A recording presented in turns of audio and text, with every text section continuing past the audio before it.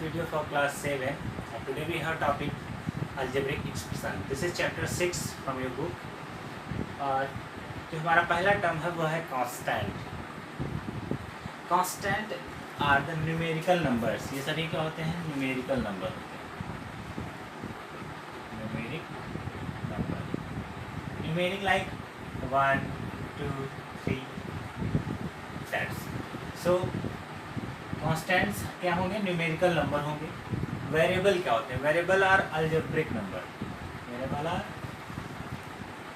Algebraic number. And algebraic number क्या होते हैं?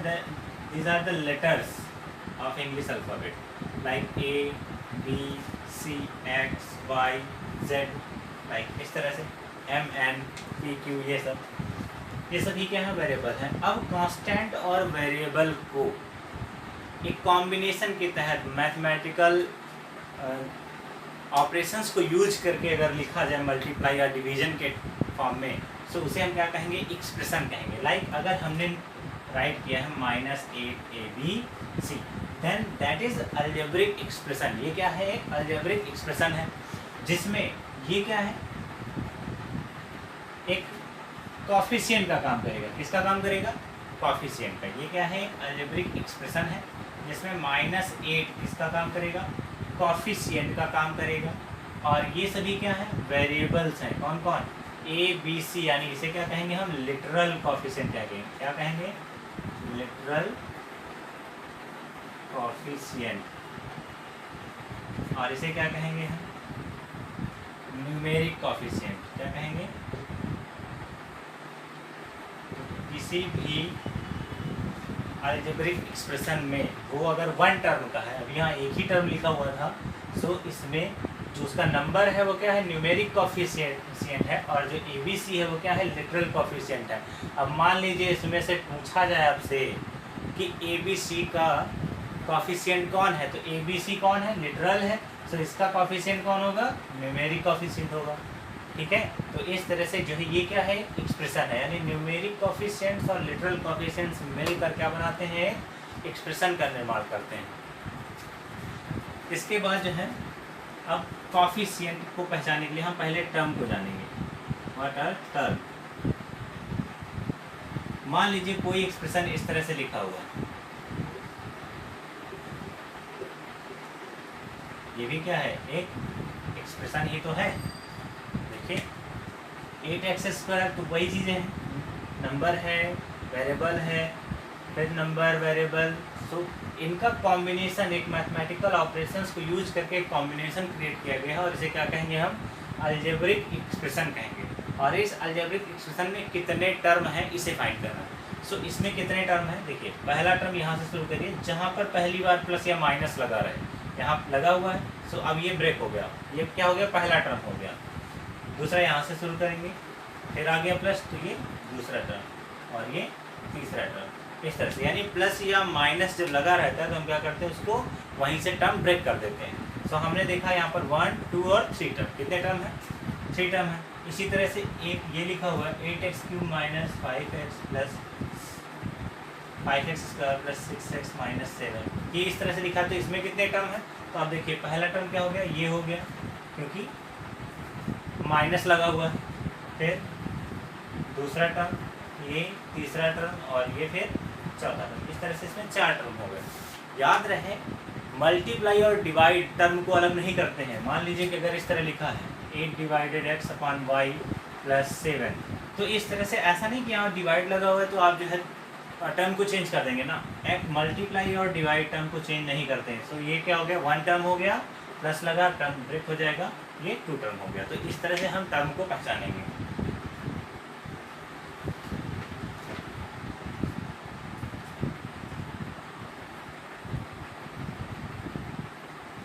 यहाँ पर एक algebraic expression ax² + bx + cx ax³ + bx² + cx + d के टर्म में.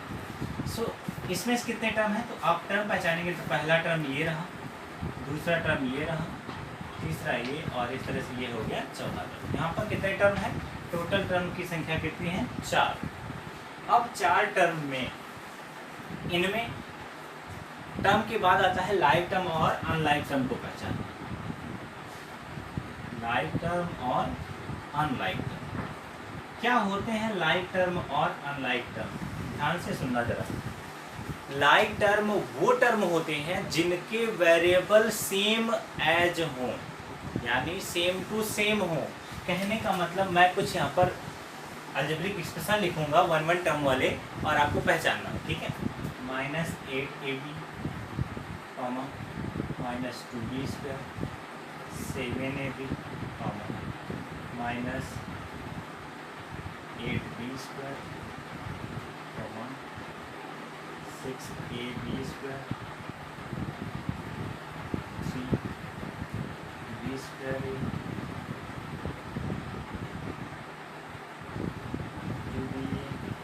अब इतने सारे टर्म मैंने लिख दिए कॉमा लगा कर। आपको बताना है कौन लाइक है और कौन अनलाइक है। कैसे पहचानेंगे? तो लाइक टर्म वो टर्म होते हैं जिनके variable part same to same हो। सो हम सबके वेरिएबल पार्ट को देखेंगे। यहाँ क्या लिखा है? A B. क्या लिखा है? A B. पहले में ए बी, यानी हम ए बी वाले चेक करेंगे। सो ए बी कहीं और लिखा है, यहाँ बी स्क्वायर 2 बार बी लिखा है, यहाँ ए बी लिखा हुआ है, ये मिल गया। यानी ये दोनों टर्म क्या हो गए? लाइक टर्म हो गए। क्या अभी और कोई भी है तो चेक कर लेते हैं। यहाँ भी बी स्क्वायर लिखा है, नहीं। ए बी स्क्वायर लिखा है, नहीं। बी स्क्वायर लिखा है, नहीं। बी ए यहाँ लिखा हुआ है, देखो। ए बी कहो या बी ए कहो, बात तो एक ही है। एसोसिएटिव प्रॉपर्टी क्या कहती है? ए बी या बी ए, बात सॉरी कॉम्पिटिटिव प्रॉपर्टी क्या कहती है? ए बी और बी ए दोनों का प्रोडक्ट एक ही होता है। सो ये भी क्या है? सेम है, यानी ये भी इसी में ऐड। तो लाइक टर्म हमारे क्या हो गए? जिनके पीछे यानी variable part same to same लिखे हों। सो माइनस का 8ab 7ab और 2ab, ये तीनों क्या है? Like term. चलिए लाइक टर्म में कौन आ गया? -8ab आ गया कॉमा 7ab आ गया कॉमा 2ba आ गया। ये तीन हो गए आपके पहले ab वाले लाइक टर्म, जिनके वेरिएबल टर्म क्या है? ab है, यानी जिनका लिटरल कोफिशिएंट सेम है। सो कहने का मतलब है कि लाइक टर्म वे टर्म होते हैं जिनका लिटरल कोफिशिएंट सेम हो। ab ab ab, right. आगे आइए, -2b स्क्वायर, यहाँ b स्क्वायर है और b स्क्वायर ये रहा। यहाँ भी ab स्क्वायर, लेकिन ना यहाँ a भी है साथ में, तो इसे चूज नहीं करेंगे। यहाँ भी b स्क्वायर है लेकिन a है साथ में, तो चूज नहीं करेंगे, यानी केवल ये दोनों आए। तो ये दोनों अलग है। ये कौन है?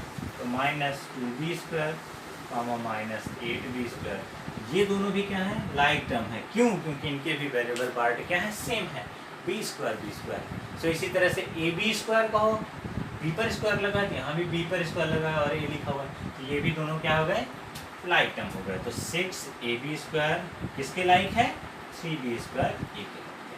तो इस तरह से ये तीनों। तो अब क्यों पढ़ते हैं हम लाइक टर्म और अनलाइक टर्म?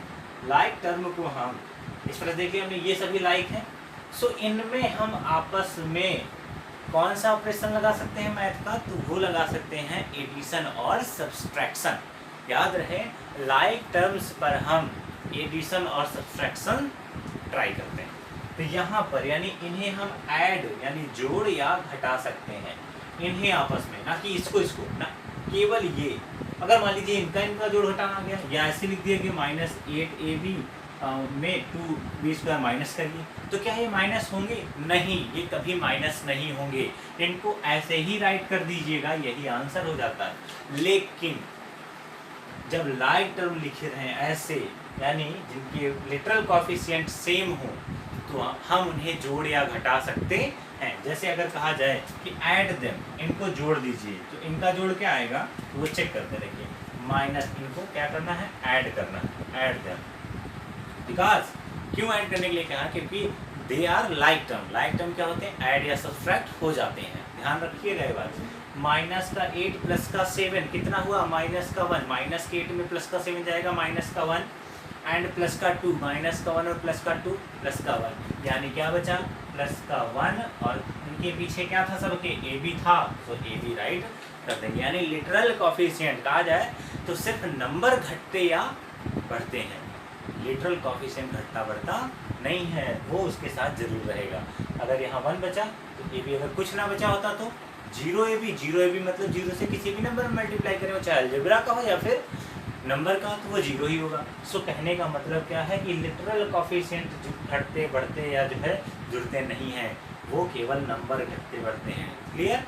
सो इनका ऐड आपने देख लिया, इस तरह से ऐड करेंगे। अभी मैं इसके बाद भी सिखाऊंगा, लेकिन याद रहे कि लाइक टर्म को हम इसलिए पढ़ रहे हैं क्योंकि उन पर हम ऐड या सब्सट्रैक्ट कर सकते हैं।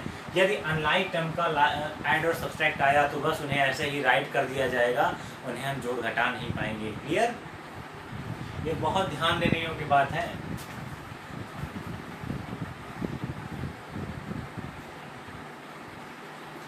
तो अब इसके बाद जब हम टर्म को जान लेते हैं कि लाइक टर्म और अनलाइक टर्म क्या होते हैं, उसके बाद आता है टर्म में कॉफिशिएंट को पहचानना। मान लीजिए एक एक्सप्रेशन मैंने लिखा 8x² - 4x + 6, इस तरह से करके। इमेजिन ये एक एक्सप्रेशन है और है, ये एक्सप्रेशन किस वेरिएबल में, पहचानिए यहाँ केवल एक वेरिएबल है, कौन? x। दो होते तो x और y हो जाता, मान लीजिए। तो दो वेरिएबल तो x और y, एक वेरिएबल है तो x दिया है। तो यहाँ पर ये इन वन वेरिएबल है। अलजेब्रिक एक्सप्रेशन किसमें है? इन वन वेरिएबल है। अब आपसे कॉफिशिएंट पूछा जाएगा, टर्म की संख्या पूछी जाएगी, तो टर्म तो आप बता दोगे 1 2 3 3 टर्म है। क्लियर? कॉफिशिएंट किसका पूछा जाएगा? यहाँ पूछा जाता है कॉफिशिएंट ऑफ x² का कॉफिशिएंट इसमें कौन है? तो सबसे पहले हम वह टर्म सर्च करेंगे जिसमें x² लिखा होगा। तो कौन सा टर्म है वो? केवल ये टर्म है। और इस टर्म में x² लिखा हुआ x² के साथ क्या क्या लिखा है, जो कुछ भी लिखा वो सब लिख दीजिए। केवल 8 ही लिखा है, तो हम 8 लिख देंगे। क्लियर? यही कॉफिशिएंट। अब अगर पूछा जाए कोफिशिएंट ऑफ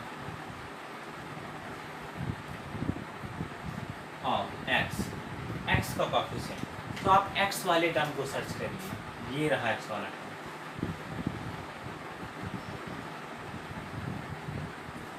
और इस x वाले टर्म में x को छोड़कर क्या क्या बचा? तो x को छोड़ेंगे तो 4 और माइनस बचा, यानी -4। ये हो गया इसका कॉफिशिएंट। अब आपसे पूछा जाए कांस्टेंट टर्म कौन सा है? कांस्टेंट टर्म, अच्छा एक बात है, कांस्टेंट टर्म के बारे में तो आपको मालूम ही नहीं है। तो कांस्टेंट टर्म वे टर्म होते हैं जिनमें वेरिएबल हो ही ना। तो यहाँ वेरिएबल दिख रहा है कहीं पर, ऐसा नंबर लिखो जिसमें वेरिएबल ही ना हो। या ये इसके साथ नंबर तो है लेकिन वेरिएबल नहीं है, वेरिएबल नहीं है, तो यही क्या हो जाएगा? कांस्टेंट टर्म हो जाएगा। यानी इसे ही क्या कहेंगे हम? कांस्टेंट टर्म कहेंगे। तो ध्यान रहे, ये दोनों क्या है? वेरिएबल टर्म है, और ये क्या है? कांस्टेंट टर्म है। वेरिएबल टर्म और कांस्टेंट टर्म मिलकर भी क्या बना रहे हैं? अलजेब्रिक एक्सप्रेशन को क्रिएट कर रहे हैं। कॉफिशिएंट x² का 8 है और x का -4 है। तो इस तरह से आपने इसके बारे में भी जान लिया। चलिए अब आते हैं हम जो है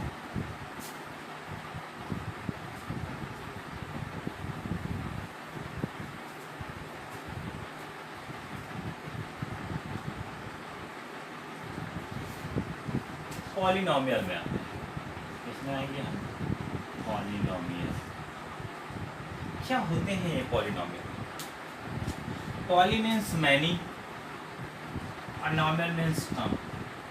जब एक से अधिक टर्म होंगे, यानी मैनी टर्म्स की हम बात करेंगे, तो उसे हम क्या कहेंगे? पॉलिनोमियल कहेंगे। जैसे मैंने अभी आपको इक्वेशन लिखा हुआ था, तो जैसे mn² +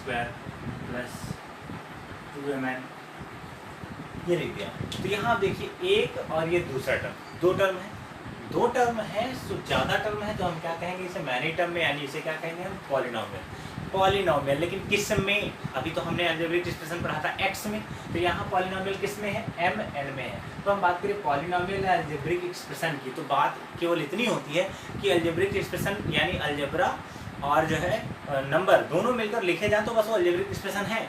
लेकिन पॉलिनोमियल क्या होता है? जब उसमें एक से अधिक टर्म हो, कई टर्मों से मिलकर जब लिखा होगा, यानी इस तरह से एक से अधिक टर्म होंगे, तो हमसे क्या कहेंगे? पॉलिनोमियल कहेंगे। तो जो इसके पहले भी एग्जांपल हमने लिए, उन्हें भी हम पॉलिनोमियल कह सकते हैं। तो कहने का मतलब ये दोनों सेम हैं, लेकिन ये क्या है? चाहे जो कुछ भी हो, अगर उसमें लिटरल अंक है और न्यूमेरिक अंक दोनों है, तो वो अलजेब्रिक एक्सप्रेशन है। लेकिन अगर उनके साथ साथ ये कई टर्म में लिखा हुआ है, तो वो क्या है? पॉलिनोमियल। ठीक है? अब इस पॉलिनोमियल में मैनी टर्म है, तो हम इसे पॉलिनोमियल कहेंगे। और इस पॉलिनोमियल को हम किसका पॉलिनोमियल कहेंगे? यानी किसमें है ये पॉलिनोमियल?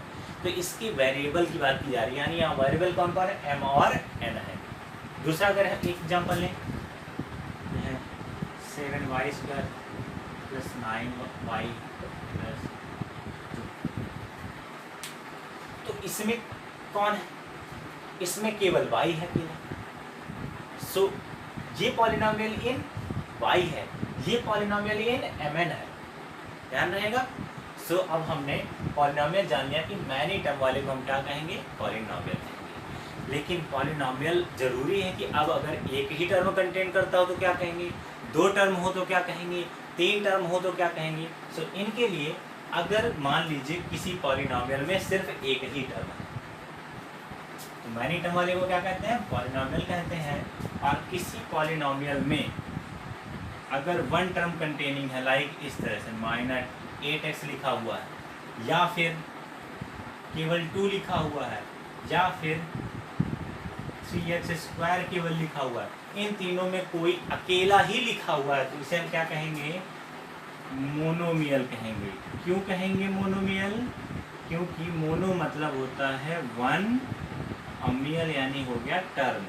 सो अलजेब्रिक एक्सप्रेशन, एक अलजेब्रिक एक्सप्रेशन जिसमें केवल एक टर्म हो, जैसे कि -8x एक ही टर्म है, या फिर -2 लिखा है तो भी एक ही टर्म है, या फिर -3x² लिखा है तो भी वो क्या है? एक ही टर्म है। सो अगर एक टर्म है केवल तो हम उसे क्या कहेंगे? मोनोमियल कहेंगे। क्या कहेंगे? मोनोमियल कहेंगे। अब इसके बाद दूसरे में आइए, दूसरा यानी जब दो टर्म रहेंगे तब क्या कहेंगे? तो उसे कहेंगे हम बायनोमियल। क्या कहेंगे?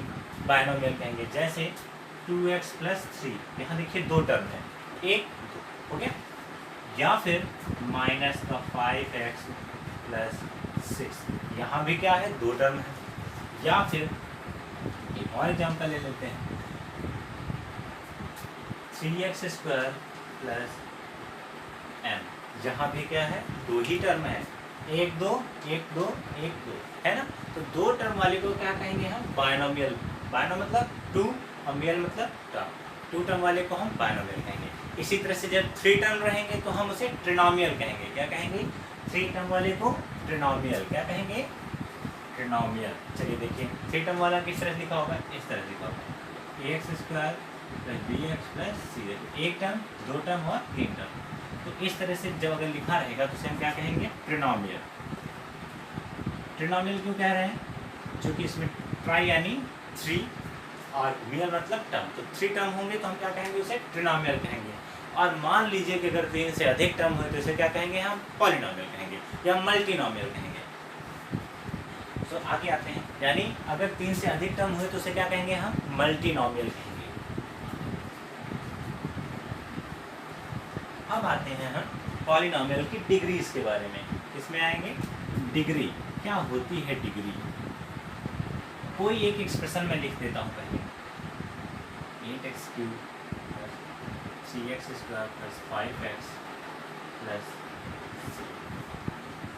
6। ये क्या है? एक अलजेब्रिक एक्सप्रेशन भी है। अब चूंकि अलजेब्रिक एक्सप्रेशन ज़्यादा टर्म कंटेन कर रहा है, कितने हैं? 4, सो इसे हम क्या कहेंगे? पॉलिनोमियल भी कह सकते हैं। पॉलिनोमियल के साथ साथ 4 टर्म कंटेन कर रहा है तो हम मल्टीनोमियल भी कह सकते हैं, यानी ये मल्टीनोमियल। अब इस मल्टीनोमियल की डिग्री क्या है और कौन सा वेरिएबल है? तो मल्टीनोमियल का वेरिएबल है x, तो यहाँ केवल x ही है सब में, सो हम मल्टीनोमियल का वेरिएबल क्या बताएंगे? x बताएंगे। और इसकी डिग्री क्या है? तो डिग्री होती है higher power of variable, higher power of variable. तो इसमें वेरिएबल कौन था? x था। और इसकी हायर पावर क्या है? तो देखते हैं, यहाँ पर पावर x है ही नहीं तो क्या हो जाएगी? 0। यहाँ पर पावर कितनी है? 1x है तो 1, यहाँ पर पावर 2x है तो 2, यहाँ पर कितने हैं? 3x है तो 3, देखो यहाँ पावर 3 है ना। तो हायर पावर कौन है? 3, सबसे ज़्यादा यहीं पर तो है। तो हायर पावर ऑफ वेरिएबल क्या कहलाती है? डिग्री कहलाती है, जो कि क्या है? इसकी 3 है। तो इस पॉलिनोमियल की, इस मल्टीनोमियल की डिग्री क्या है? 3 है। समझ में आ गया? तो इस तरह से आप डिग्री पहचानेंगे। चलिए इसका बता दीजिए सब लोग। अब इसकी डिग्री क्या होगी? तो इसकी डिग्री के लिए आप यहाँ देखिए कितने वेरिएबल हैं? 2, और दोनों वेरिएबल की हम ऐड करके लिखेंगे। m की भी 1 है और n की भी 1, क्योंकि दोनों की पावर 1 1 है। तो यहाँ से 1 + 1 कितना हो जाएगा? 2, यानी इस टर्म में डिग्री कितनी है? 2 है। इसी तरह से इसमें कितनी हो जाएगी 2 + 2 4। तो यहाँ हायर डिग्री कहाँ है 4 पर है, यानी इसकी डिग्री क्या हो जाएगी 4 हो जाएगी। ठीक है, तो अब जो है अकॉर्डिंग टू डिग्री हम पढ़ेंगे कि पॉलिनोमियल कितने प्रकार के होते हैं। Now about linear polynomial. Linear polynomial वह अलजेब्रिक एक्सप्रेशन है, वह पॉलिनोमियल है जिसमें डिग्री क्या हो 1 हो, यानी इस तरह से लिखा हुआ ax + b के फॉर्म में। a और b की जगह कोई नंबर हो सकता है, लाइक -2x + 3 इस तरह से। तो यहाँ देखेंगे आप x की पावर मैक्सिमम क्या है 1, यहाँ तो 0 है, यहाँ 1 है, इस वजह से इसे क्या कहेंगे हम लीनियर पॉलिनोमियल कहेंगे। यानी डिग्री क्या हो 1 हो तो हम उसे लीनियर पॉलिनोमियल कहते हैं। अगर डिग्री 2 हो तो उसे क्या कहेंगे हम क्वाड्रेटिक पॉलिनोमियल कहेंगे।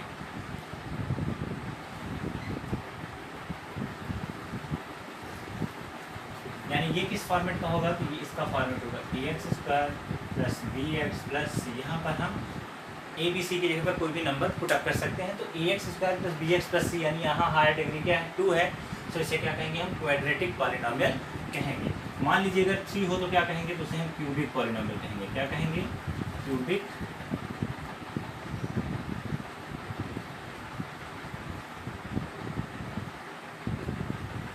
क्यूबिक पॉलिनोमियल का जो फॉर्मेट है वो इस तरह से होता है, यानी ये टर्म जरूर मौजूद रहेगा हायर पावर वाला 3, तो ये क्यूबिक पॉलिनोमियल हो गया। इनमें से किसी को भी हम कम भी कर सकते हैं, कोई जरूरी नहीं है कि टर्म हम नहीं देखेंगे, हम सिर्फ ये देखेंगे कि हायर पावर कितनी है, 3 है तो ये क्यूबिक पॉलिनोमियल। क्लियर। तो इस तरह से अगर हायर पावर 3 है तो क्यूबिक पॉलिनोमियल, हायर पावर 2 है तो क्वाड्रेटिक पॉलिनोमियल, और हायर पावर 1 है तो लीनियर पॉलिनोमियल इन्हें कहेंगे। अब आपको जो आपकी एक्सरसाइज है उसमें एडिशन और सब्ट्रैक्शन सिखाया जाएगा। मैंने अभी तक जो आपको बताया है सिर्फ इन्हें राइट करना है और आपको एक नोट्स बनानी है। इसके अगले वीडियो में मैं आपको जो है एडिशन और सब्ट्रैक्शन के बारे में सिखाऊंगा।